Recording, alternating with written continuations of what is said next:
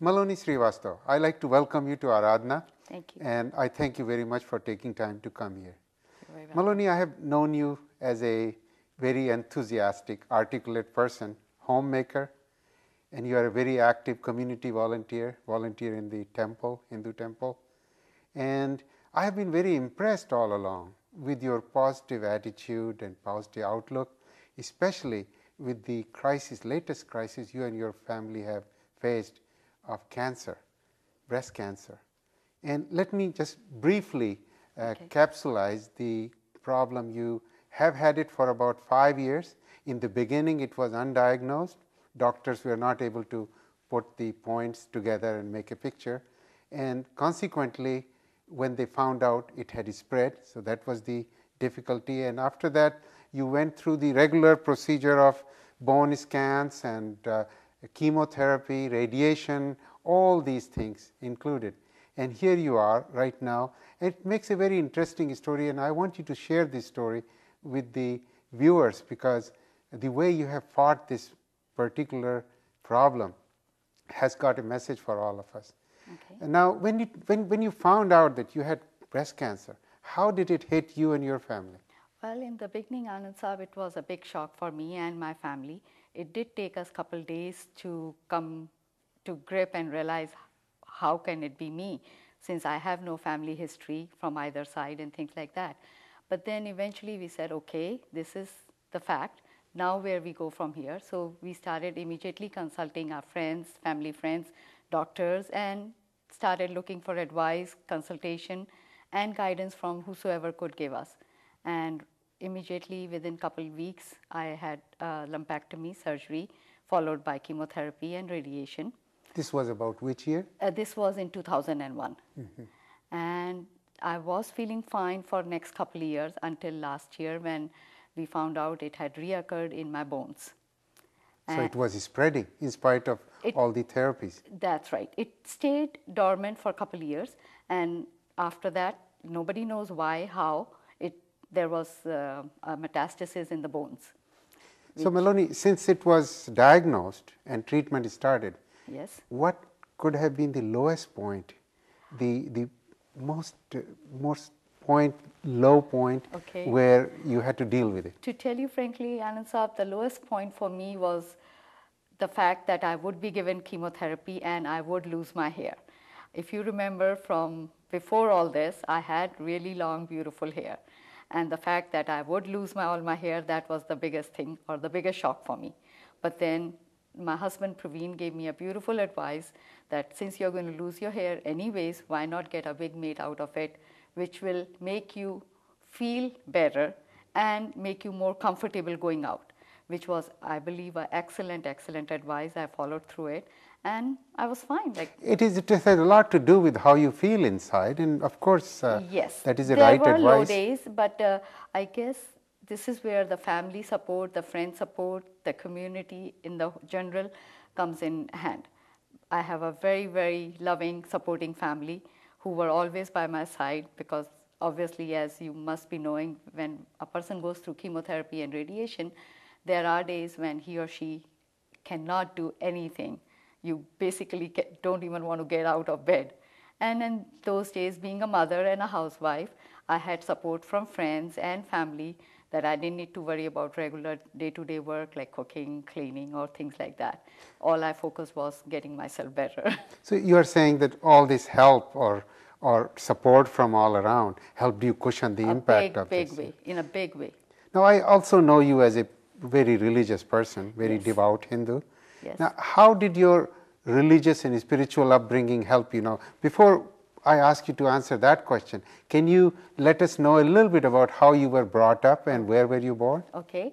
I am the eldest of 5 daughters in my family. I grew up in New Delhi, India. I was born there in a very, very religious family. My father and mother both were very religious. We were taught to pray every morning and evening, which I believe left some strong values in us. And during these hard times, this is what I personally fell back on again. I am a big practitioner of transcendental meditation. This is where that helped in.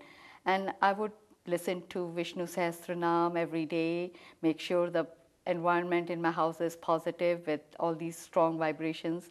So I would listen to tapes, read books, and basically strengthen myself. The prayers and all the coming and going to the temple and Vishnu Sahasranam, which is the recitation of 1,000 names of Lord Vishnu, That's right. was a source of strength to you. A big source of strength. I did not go out much because obviously I didn't have much energy. But then, yes, in my own home, I listened to CDs, tapes, books, videotapes, DVDs, whatever, all mostly religious and humorous, to strengthen my physiology in every way. In other words, stay positive. What I'm dealing with is there, but at the same time, make sure that these things help too.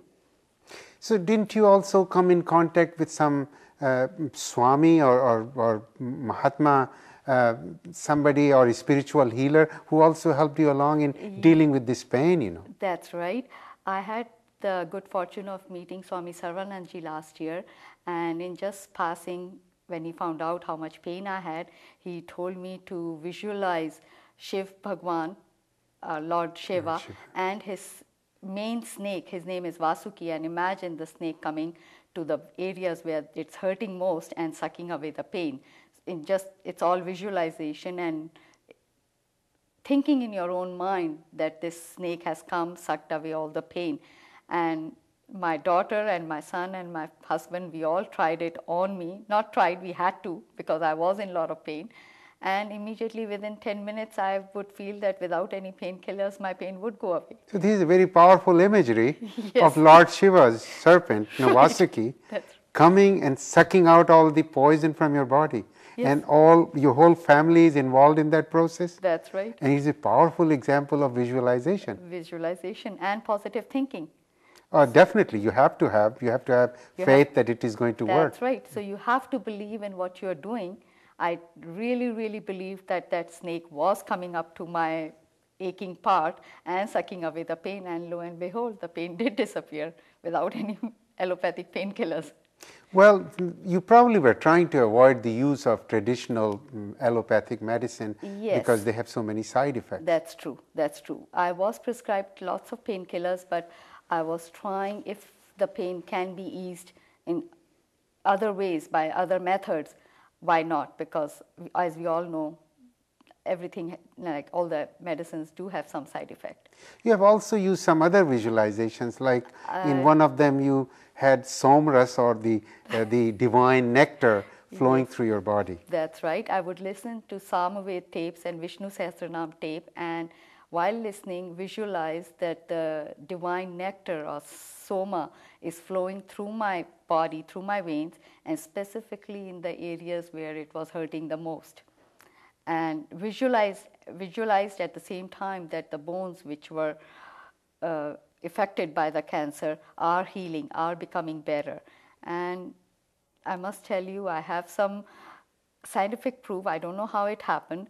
There were some CT scans done in December and then lately in March, and the bones have repaired themselves, and doctors are amazed how fast it can repair itself. All these techniques you use, they did help you tangibly. They show that there was repair of the damaged bones? That's right. That's the scientific proof we can see as the CT scan of December compared to CT scan of March 2005.